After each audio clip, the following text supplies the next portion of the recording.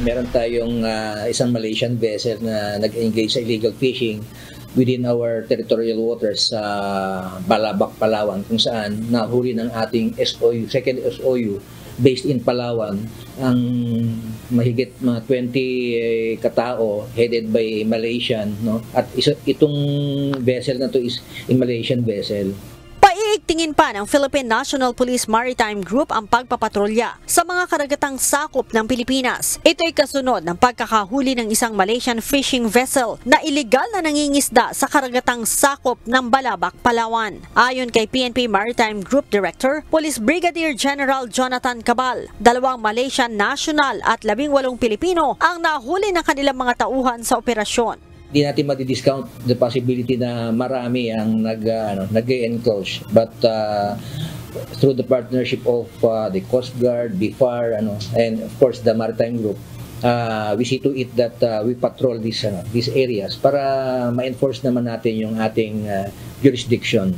Nasa 60 kilo ng buhay na isdang lapu-lapu at nasa 350 kilos ng iba't ibang klase ng isda, kabilang ang mga inilalagay sa aquarium, ang nasabat ng mga otoridad. Kung magtutuloy-tuloy aniya ang pangingisda ng mga dayuhan sa karagatang sakop ng Pilipinas, malaki ang magiging epekto nito sa mga lokal na mangingisda.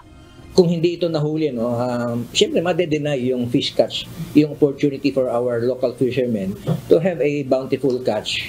At instead of our fellow men enjoying the fruits ng ating maritime environment, ito ay napupunta pa sa Malaysia.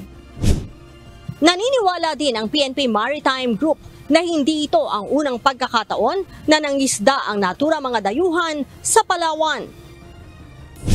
Yeah, definitely this is not the first time, but maganda nga yung accomplishment ng mga tropa natin sa baba dahil gabi madaling araw yun they have used night vision goggles kasi pag nagpatay na yung Malaysian vessel, our troops are using the NVGs or yung night vision goggles. Nakikita pa rin yung kanilang yung movement. So nung pinuntahan at true enough, they are engaged in illegal fishing.